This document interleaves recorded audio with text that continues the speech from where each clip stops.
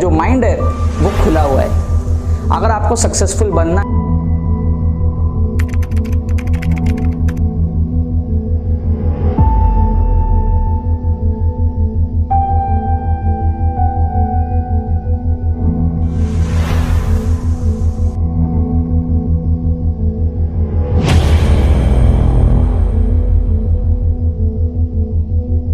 मिल सके कि हाँ मैं पहुंच सकता हूँ तो आप भी पहुंच सकते। सो मेरा जो स्कोर था वो 100 के आसपास था। वहाँ से ट्रिक्स एंड चीट कोड से मैंने इंप्रूव करके 180 के रेंज पे मैं लेकर के गया। अब ऐसा मत समझना कि ये ऑन दैट एग्जाम डे हो गया। So how the scores will change your life. Point number 5 हमारा है ये दूसरे में 5 पॉइंट रखो, 4 देखिए 5 पॉइंट हमारे पास। How the scores will change your life, ठीक है।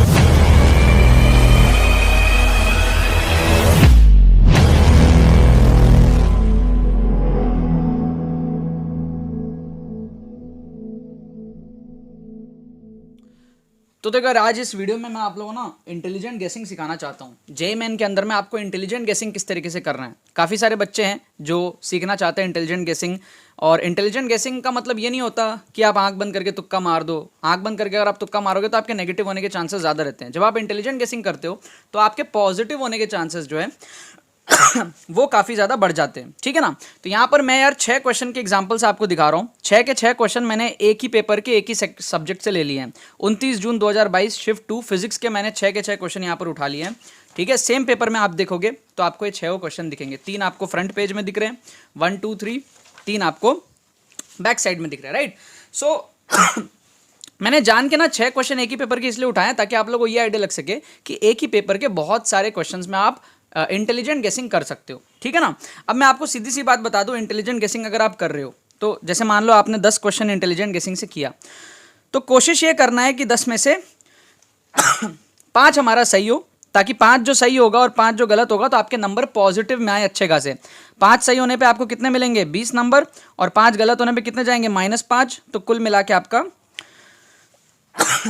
+15 नंबर का आपका बूस्ट होता है, ठीक है। और इसी तरीके से अगर आप तीनों सब्जेक्ट में करोगे फिजिक्स केमिस्ट्री मैथ्स में तो आपका 45+ नंबर का बूस्ट हो सकता है। और हर सब्जेक्ट में 10 क्वेश्चन आपके छूट ही जाते हैं, ठीक है ना। ऑन एन एवरेज बच्चे जो होते हैं वो 8-10 क्वेश्चन सॉल्व कर पाते हैं सिंगल करेक्ट में, बाकी 8-10 क्वेश्चन छोड़ देते हैं, राइट। अब देखो अलग अलग टाइप के क्वेश्चन के हिसाब से डिपेंड करता है कि आपको ट्रिक किस तरीके से लगाना है, इंटेलिजेंट गेसिंग ऑप्शन एलिमिनेशन किस तरीके से करना है। जैसे फर्स्ट क्वेश्चन है, फर्स्ट क्वेश्चन में आपको बोल रहा है कि भाई पहले तो रेस्ट से स्टार्ट हुआ और फिर एक्सेलरेट हो रहा है कांस्टेंट, ठीक है ना। पहले t सेकंड में डिस्टेंस कवर किया 10 मीटर का, तो यहां पर जो स्पीड थी वो थी u = 0। अब उसकी डेफिनेटली कोई स्पीड आ गई होगी u1, और फिर ये बढ़ते बढ़ते कुछ v स्पीड पे पहुंच जाएगा फाइनल स्पीड। और t सेकंड में 10 मीटर कवर किया तो अगला t सेकंड में कितना कवर करेगा ये हमको बताना है, ठीक है ना। ऑब्वियस सी बात है 10 तो नहीं होगा आंसर। क्यों नहीं होगा सर 10 इसलिए नहीं होगा क्योंकि आपका बॉडी जो है वो एक्सेलरेट कर रहा है तो स्पीड बढ़ जाएगी, डिस्टेंस भी बढ़ जाएगा। अगर कांस्टेंट स्पीड से मूव करता तो आंसर 10 होता, राइट। तो यहां पर आप बोल सकते हो कि आंसर 10 से ज्यादा होगा, लेकिन अब आपको ना अंदर से फील आएगा कि 40 कुछ ज्यादा ही बड़ा हो गया। एक ना आपको फील सा आएगा, तो उस बेसिस पर ना आप 40 को एलिमिनेट कर सकते हो, ठीक है। कोशिश करा करो एक्सट्रीम ऑप्शन से दूर रहने का। जब भी इस टाइप के ऑप्शंस रहते हैं ना, एक्सट्रीम सबसे बड़े और सबसे छोटे वैल्यू का आप एलिमिनेट करने का ट्राई किया करो। बीच में से आप क्या करोगे, तुक्का लगा दोगे। तो आप क्या करोगे यहाँ पे बी या फिर सी में से तुक्का लगाओगे। करेक्ट आंसर क्या है मैं आपको वीडियो के एंड में बताऊंगा। आप कॉमेंट करो, आप क्या करो वीडियो के नीचे जाओ, क्वेश्चन नंबर 1 जो भी आपको गेस करना है वो लिखो, 2 जो भी गेस करना है वो लिखो, 3 जो भी गेस करना है, 4 5 6। वीडियो के एंड में मैं आपको ना 6 के 6 का आंसर बताऊंगा, फिर आप बताना 6 में से आपके कितने सही हुए। यहां पर आप बी और सी में से कोई भी एक चूज करो, कमेंट में जाकर के लिख दो जो भी आपका फील आता है आपको अंदर से, राइट। ओके सेकंड क्वेश्चन आप देखो। सेकंड क्वेश्चन में आप ध्यान से देखोगे आपको ऑपोजिट वर्ड जो है ना वो 3 बार दिख रहा है, ठीक है। और आपको 30 एम्पियर जो है वो 2 बार दिख रहा है, ठीक है। पहली बात तो 300 आपको क्वेश्चन में दिख रहा है, तो जो क्वेश्चन में दिखे वो आंसर में होने के चांसेस कम होते हैं। जैसे 300 आपको क्वेश्चन में दिख रहा है ना, तो 300 आंसर में होने के चांसेस थोड़े कम है। सेम डिजिट जो है अगर आपको क्वेश्चन में दिख जाए और ऑप्शन में भी है तो वो होने के चांसेस बहुत कम होते हैं। ऊपर से आप देखो 30 2 बार है और ऑपोजिट 3 बार है, तो आपको ऑपोजिट को प्रेफरेंस देना और 30 को प्रेफरेंस देना है। कुल मिला के आप क्या करोगे, बी को यहां पर तुक्का मारोगे। क्या आपको बात समझ में आ रहा है? तो 2 का आपका क्या हो जाएगा, सीधा सीधा हो जाएगा बी, राइट। ये जो मेथड्स है ना, ये इंटेलिजेंट गेसिंग के मेथड्स है, इससे आपकी एक्यूरेसी जो है वो ज़्यादा होगी सही होने की, ठीक है ना। क्यों, देखो समझो, 3 बार ऑपोजिट दिया है तो कहीं ना कहीं चांसेस थोड़ा सा हाई है कि ऑपोजिट में आंसर होगा। 2 बार 30 दिया है तो चांसेस हाई है कि 30 में आंसर होगा। टीचर आपको जिन ऑप्शन में कंफ्यूज कर रहा है ना, समझ जाओ कि करेक्ट आंसर उसी में से छुपा हुआ है। क्लियर है? तो उस बेसिस पर हमने क्या करा, बी को यहाँ पर मार्क किया। थर्ड में आप देखो, कभी भी ऐसा हो, मैंने आपको यहाँ पर बताया ना, एक्सट्रीम ऑप्शन से दूर रहो, सबसे बड़ा और सबसे छोटा काट दो। उसी तरीके से यहाँ देखो, सबसे बड़ा क्या है 40, काट दो। सबसे छोटा क्या है 25, काट दो। बीच वाले 36 और 30 में से आप क्या करोगे, तुक्का लगा लोगे। बी और सी में से आप तुक्का लगा लोगे। कभी भी आपको इस तरीके से नंबर्स दे दे और आपको समझ नहीं आ रहा कुछ भी, तो सबसे बड़ा और सबसे छोटा वैल्यू को आप काट के बीच वाले में से आप तुक्का लगाना, सही होने के चांसेस आपके बहुत ज़्यादा होंगे। ये साइकोलॉजी, ऑप्शन इसी तरीके से बने होते हैं। कोई भी टीचर ना ऐसा नहीं चाहता कि उसका जो करेक्ट आंसर है ना वो एक्सट्रीम में दिख जाए, कहीं ना कहीं बीच में वो छुपाने का ट्राई करता है। तो साइकोलॉजी समझो किस तरीके से ऑप्शंस बने, उस बेसिस पर जो है आप तुक्का उक्का लगा पाओगे, ठीक है ना। फिर आ जाओ इस क्वेश्चन के अंदर में भी। इस क्वेश्चन में आप देखो, क्वेश्चन में आपको 125 दिया है तो आंसर में 125 होने के चांसेस कम है। जो नंबर आपको क्वेश्चन में दिख जाए वो सेम आंसर में होने के चांसेस कम होते हैं।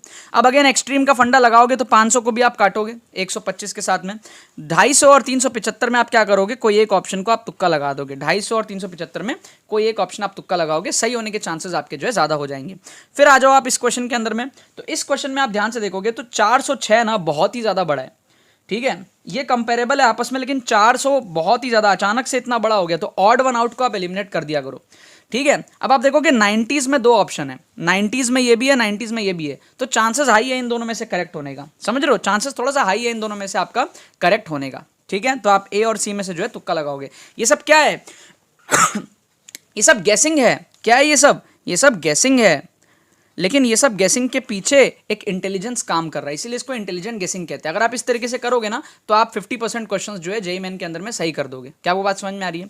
अब जैसे इस क्वेश्चन को दिखाओ, बहुत ज़्यादा मजा आ जाएगा, एकदम सिक्स सेंस। देखो, a person can throw a ball up to a maximum range of 100 metre, मतलब कि मैक्सिमम रेंज आपको पता ही है 45 डिग्री पे फेंकने पे आता है। तो 45 डिग्री पे फेंकेगा तो आपका कितना रेंज हो रहा है, मैक्सिमम 100 मीटर। तो वही सेम पर्सन कितना हाइट में फेंक सकता है बॉल को?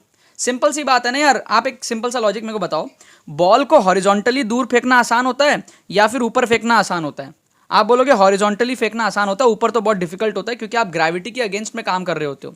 कभी भी मुंह नीचे करके बॉल को ऊपर फेंकना आप लोग किए भी होगे, ग्राउंड वगैरह में कैच कैच खेले होगे, तो सामने फेंकना आसान होता है, ऊपर फेंकना बहुत मुश्किल होता है। जब आप ऊपर फेंक रहे हो तो अगेंस्ट द ग्रेविटी आपका बॉल पूरा पूरा जा रहा है, यहाँ पे अगेंस्ट द ग्रेविटी पूरा पूरा नहीं है, समझ रहे हो। यहाँ पर एक आपका कंपोनेंट होता है, ठीक है, और 45 डिग्री में आपका मैक्सिमम रेंज है, ठीक है। सो फील आपका बोलेगा कि भाई ऊपर फेंकना डिफिकल्ट है और ऊपर उतना हाइट पहुंचना जितना हॉरिजॉन्टल पहुंचता है डिफिकल्ट है। जैसे मान लो आप क्रिकेट मैच देखते हो, तो क्रिकेट मैच में ये बाउंड्री लाइन से, ठीक है, फील्डर थ्रो करता है ना कीपर को बॉल। अब वही कीपर अगर आसमान में हो उतने ही डिस्टेंस पे, तो क्या ये ऊपर फेंक पाएगा? उतना ऊपर नहीं फेंक पाएगा, सिंपल सा लॉजिक है, ठीक है, बहुत डिफिकल्ट है। तो इसका मतलब जो हाइट डायरेक्टली ऊपर फेंकने पे होती है सेम एनर्जी के साथ में, वो कम होती है डेफिनेटली, बिकॉज पूरा पूरा ग्रेविटी के अगेंस्ट आपका काम हो रहा होता है। तो आंसर 100 तो होगा नहीं, 100 से ज़्यादा भी नहीं होगा, 100 से कम ही होगा।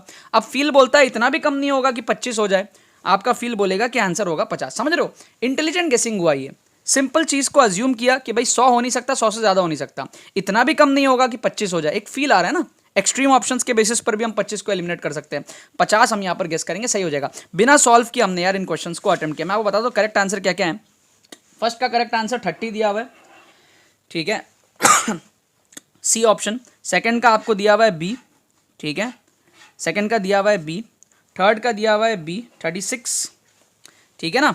ये सब बुक में आंसर की दिए हुए, मैंने सॉल्व करके देखे नहीं, आप सॉल्व करके देख लेना। ये तो सही है, 30 सही हो जाएगा। ये भी जहाँ तक है सही है, ठीक है, आप लोग वेरीफाई करना चाहो कर लेना। ये पता नहीं, आप लोग चेक करके देख लेना 36, ठीक है। इसका भी 375 चेक करके, मैंने चेक नहीं किया, इसका सी दिया हुआ है, चेक करके देख लेना। और इसका तो फॉर श्योर 50 ही होगा, ठीक है ना। तो आप देखो कितने क्वेश्चन आपने श्योर शॉट सही किए। आपने क्वेश्चन बी श्योर शॉट सही किया, ठीक है, और आपने question number E A B C D E F F आपने क्या, मैं भी ABCD कर रहा हूँ, नंबर्स में बताता हूँ। क्वेश्चन नंबर 2 आपने श्योर शॉट सही किया, और क्वेश्चन नंबर 6 आपने श्योर शॉट सही किया। तो 2 तो आपके श्योर शॉट सही हो गए। बाकी जो 4 हैं जिसमें आप 2-2 में से तुक्का लगा रहे हो, इसमें आप 2 में से लगाए, इसमें 2 में से लगाए, फिर इसमें आप 2 में से लगाए, इसमें आप 2 में से लगाए, इसमें से कोई 2 सही हो जाएंगे प्रोबेबिलिटी के हिसाब से। तो 6 में से आप 3 या 4 तो डेफिनेटली सही कर रहे हो, तो आप देखो 4 सही होने के 16 नंबर और 2 गलत होने के -2, आप 14 नंबर का यहाँ पर जो है बूस्ट ले रहे हो, है ना।